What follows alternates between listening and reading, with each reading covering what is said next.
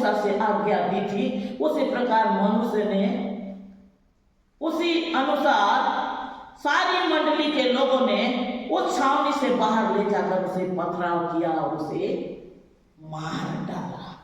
Hallelujah. मेरे प्रियो, इन बातों को लेकर जब एक पासवान प्रचार कर रहे थे और एक बहुत भुलक भटक होते हुए एक व्यक्ति, एक महाशय वहां पर पहुंचे। पहले तो सोचे मैं मूड बना लिया था आज चर्च बैठने का, पहले मूड बनाना पड़ता है चर्च बैठने के लिए। हालेलुया। क्योंकि उसके पत्नी बार बार उसको बोल रही थी फलाना भी चर्च जाता है, वो भी चर्च जाता है, वो भी चर्च जाता है, इसलिए तुम भी जाओ ना, तुम भी जाओ ना, तुम भी जाओ ना। बोलने के द्वारा वो मूड बनाया चर्च जाने के लिए। और जैसे ही वो बैठ कर परमेश्वर के दास जब प्रचार कर रहे थे तो उसे वह देख रहा था और परमेश्वर के दास सभी को देखते हुए वो प्रचार कर रहे थे विश्राम दिन को ऐसे मानना है, प्रार्थना दिन ऐसे मानना है। जब वो बोल रहे थे थोड़ा सा टानिक चढ़ा लिया था, मन ही मन गुरगुरा रहा था, बोलने लगा ये मेरे को ही देख देख के बोल रहा है, बार बार मेरी तरफ देख रहा है। एक तो मैं बड़ा मुश्किल से मूड बनाया था चर्च जाने के लिए, अब ये मेरे को ही सुना रहा है। ऐसे मन में सोचने लग गया और बहुत गुस्सा हुआ, बहुत नाराज हुआ और चर्च से निकल गया। जैसे ही पास्टर जाते थे तो वो बन जाता था, क्या बनता था? रेल। रेल क्या करता है? रेल क्या करता है? धुआं छोड़ता है। हालेलुया। वो रेल बन जाता था। पास्टर को देखने से धुआं छोड़ने लग जाता था, बहुत गुस्सा हो जाता था और शराब पी के बहुत उल्टा सीधा बोलना शुरू करता था, बहुत उल्टा सीधा बोलना शुरू कर दिया। लेकिन पास्टर बेचारा हमेशा दुआ करता था, प्रभु इसको आशीष दे, ये नहीं जान के बोल रहा है मेरे को आशीष दे, ये नहीं जान के बोल रहा है इसको आशीष दे। उसके पत्नी को तक बोल दिया, बाल बच्चों को तक बोल दिया, अगर चर्च जाओगे तो सबका तंगड़ी तोड़ दूंगा, इसलिए तुम चर्च जाना नहीं, प्रार्थना जाना नहीं, अब जो होगा सो होगा, देखा जाएगा। हालेलुया। एक प्रकार से कहकर परिवार को भी चर्च जाने से पूरा रीति से बंद करा दिया, मना करा दिया। परिवार घर में रहने लग गए। गरीब घर में टेंशन, लड़ाई झगड़ा, शराब, नाना प्रकार से समस्या, चिंता, निराशा। कभी छुप छुपा के आ जाती थी उसकी पत्नी प्रार्थना करने के लिए, मेरे पति के लिए प्रार्थना कर दो ना, बहुत मैं निराश में हूँ, बहुत चिंता में हूँ, बहुत बिना खाना, घर में बहुत टेंशन है, बहुत लड़ाई झगड़ा है, मेरे लिए दुआ करो। बस यही चलता रहा। कभी अगर सुन लिए कि वो प्रार्थना कराने गए हैं तो उसको भी दे मारना, वो घर से निकल के छोड़ के भागना, बस यही उनके घर में सिलसिला चलता रहा। उस समय बाद, हालेलुया, उस समय बाद जब वो व्यक्ति बिना खाने इतना किया और अचानक उसकी तबीयत खराब हो गई। अब वो डॉक्टर पास गया, डॉक्टर पास जैसे इलाज करवाया, डॉक्टर ने कहा कि फेफड़ा में गड़बड़ी आ गया है। उस समय उसको चिंता, उस समय उसको परेशानी, उस समय उसका बुद्धि कुछ काम नहीं किया। पत्नी से कहता है एक काम करना, मेरे लिए उपवास करना, मेरे लिए प्रार्थना करना और संध्या में जाके थोड़े पास्टर से बात करना, वो थोड़ा देर घर में आए मेरे लिए प्रार्थना करने के लिए। हालेलुया। जैसे ही पत्नी पास्टर के पास जाती है, कहने लगी ब्रदर हमारे यहाँ प्रार्थना के लिए आपको बुलवाए हैं। जैसे उसको पता चला कि फेफड़ा खराब है तो इतना दिन से बाइबल कहाँ है, परमेश्वर कहाँ है, पास्टर कहाँ है, सबको भूल गया था। जैसे उसके शरीर में बीमारी आ गया, उस समय वो तुरंत पूछने लग गया बाइबल कहाँ है। औरतों से छिपा कर रखी है, धूल झाड़ते हुए बाइबल ला कर दी, उसको पढ़ना वो शुरू किया। जब संकट में पड़ गया तो और पत्नी से कहने लग गया पास्टर के पास जाना और प्रार्थना के लिए बोलना, एक काम करना उनको बुला के ही लाना। जब वो बुला के लेके आई, कहने लगी अब वो प्रार्थना करते हैं अब वो बाइबिल भी पढ़ते हैं, अब परमेश्वर के एकदम संगति में है, भले यहाँ नहीं आते हैं ब्रदर, लेकिन ना बहुत प्रार्थना करते हैं, बहुत बाइबिल पढ़ते हैं। ये प्रकार उनका जीवन पूरा बदल गया।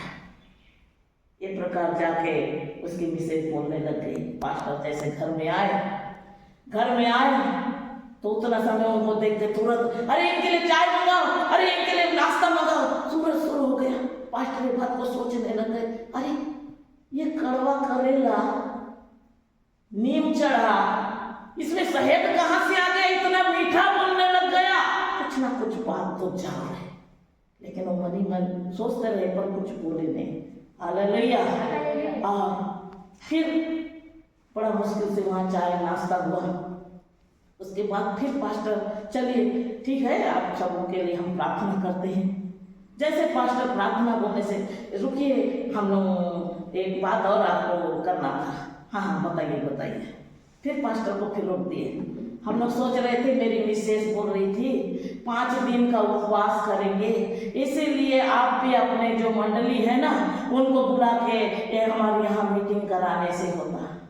तो समय तो पूरा 70 का फिक्स हो चुका है और बताएंगे आपको यहाँ उपवास मीटिंग के विषय में। नहीं, और एक बात बताना था। क्या हुआ है, थोड़ा ला के देख दो कागज।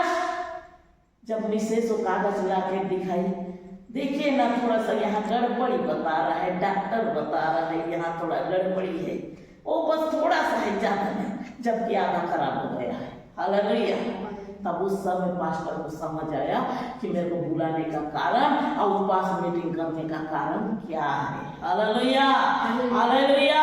वैसे जैसे उपदेश में हमने सुना कि एक व्यक्ति जंगल में लकड़ी बीनता हुआ पाया गया, तो उसे हवालात में रखा गया और उसके बाद सब मंडली उसे पत्थर मार कर उसे नष्ट कर दिया गया। Hallelujah, hallelujah. मेरे प्रियो, पत्थर का अर्थ है समस्या, पत्थर का अर्थ है निराशा, पत्थर का अर्थ है दुख, आंसू।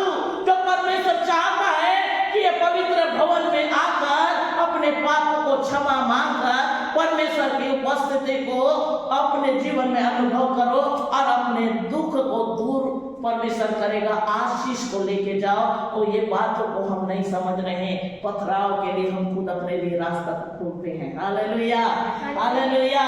और वो व्यक्ति जैसे पास्टर के साथ में व्यवहार किया, ये वचन को सुनते ही वो नाना प्रकार उसके ऊपर टेढ़ा मेढ़ा बातें करने लगा। तो उसके ऊपर कैसे दुख आया, परमेश्वर से अलग हो गया, कैसे उसके ऊपर दुख आ गया। ऐसे दुख के लिए अपना जीवन में नहीं देखना है। आमीन, हालेलुया। आइए हम इस समय देखेंगे परमेश्वर के वचन में से व्यवस्था विवरण 5 अध्याय उसके 12, 13, 14 को हम देखेंगे।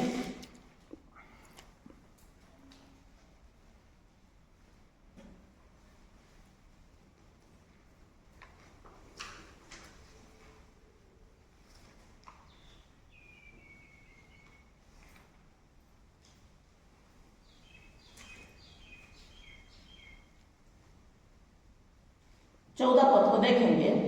परंतु 7वां दिन तेरे परमेश्वर यहोवा के लिए विश्राम दिन है, उसमें ना तो किसी भांति का काम काज करना, ना तेरा बेटा, ना तेरी बेटी, ना तेरे दास, ना तेरे दासी, ना तेरा बैल, ना तेरा गधा, ना तेरा पशु, ना कोई परदेशी भी जो फाटक के भीतर हो, जिससे तेरा दास और तेरे दासी से भी तेरे समान विश्राम करे। तेरे समान जब तू विश्राम कर रहा है, वैसे उसने भी तू विश्राम कराना। आज हमारे घर का काम मत करना। कई बार क्या बोलते हैं, लेबर कुली नहीं मिलेगा, मिस्त्री नहीं मिलेगा, इसलिए रविवार दिन भी घर का काम चल रहा है। कई ऐसे पासवान इस प्रकार से काम करते हैं, कई ऐसे विश्वासी एक प्रकार से काम करते हैं, कई ऐसे विश्वासी एक प्रकार से काम करते हैं, लेकिन उनको परमेश्वर के ऊपर विश्वास नहीं है। लेकिन वो बने क्या है, विश्वासी। तो परमेश्वर का वचन में लिखा है कि तुम्हारे दास और दासी से भी काम मत करना। आज का बेकार हो जाएगा, ये लोग काम नहीं करेंगे तो इनको बेकार खाना देना पड़ेगा, या ये सोच लेते हैं ये लोग हमको नहीं मिलेंगे, छोड़ के ये लोग चले जाएंगे, इसलिए घर का काम जारी रहे। लेकिन मेरे प्रियो बाइबल बताती है हम आशीष के लिए घर को बना रहे हैं, ना कि श्राप के लिए। हम श्राप का रास्ता खोल देते हैं। अब बाद में कहते हैं कैसे नहीं इतना दुख आ रहा है, कैसे हम इतना कर्ज में पड़ गए हैं, कैसे हमारे घर से बीमारी नहीं जा रहा है, कैसे हमारे घर से दुख नहीं जा रहा है, बोल के हम परमेश्वर को ही बोलना शुरू कर देते। लेकिन हम गलती यहाँ करे रहते, ना दास ना दासी। उसी दिन क्या करते हैं, नहीं मैं थोड़ा देर खेत का काम करके आ जाता हूँ, बाद में फिर चर्च चले जाऊंगा। उसी दिन हल लगा दिए, गाय बैल को लगा दिए, अब खेत का काम कर रहे हैं। नहीं यहाँ भूमि कुछ मिलेगा नहीं, इसलिए कुछ महिला मिली है, कुछ पुरुष मिले हैं, यहाँ का काम कराना है, दास दासी से तक काम मत कराओ, तो बाइबल में लिखा है। लेकिन वो लोग कर रहे हैं ना, मैं करने से तो बाइबल में गड़बड़ी है, ऐसे सोचते। यानी तू अपने बातों को ना रखना करके बाइबल आगे बोल दिया, हालेलुया। लेकिन हम अपनी बातों को रख देते हैं और एक प्रकार से हम परमेश्वर के वचन के विरोध काम करना शुरू कर देते हैं, हालेलुया। इसलिए 6 दिन मैंने काम किया, 7वां दिन मैंने विश्राम दिन है, वो बाइबल में लिखा है, 13वां में लिखा है 4 दिन तो परमेश्वर परिश्रम करके अपना काम सारा काम काज करना पड़ा, तो 7वां दिन तेरे परमेश्वर यहोवा के लिए विश्राम दिन है।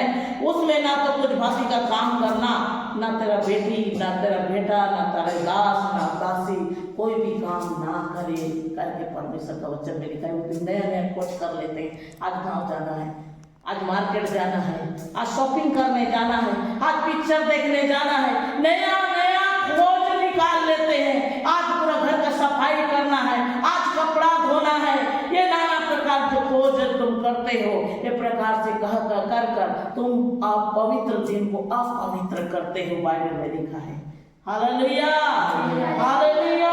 इसलिए मेरे प्रियो ऐसे काम ना करें। आइए हम इस समय देखेंगे आमोस की किताब, आमोस। हम एक बार नेहम्याह की किताब को देखेंगे। नेहम्याह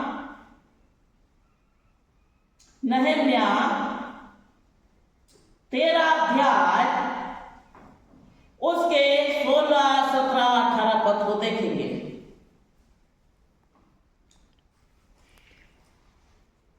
कई ऐसे लोग व्यापार बात को ज्यादा इंपॉर्टेंट देते हैं। इसमें लिखा है 13 का 16 में, फिर उसमें सोरी लोग रहते थे, मछली और भांति भांति का सौदा ले आकर यहूदियों के हाथ यरूशलेम में विश्राम दिन में बेचा करते थे।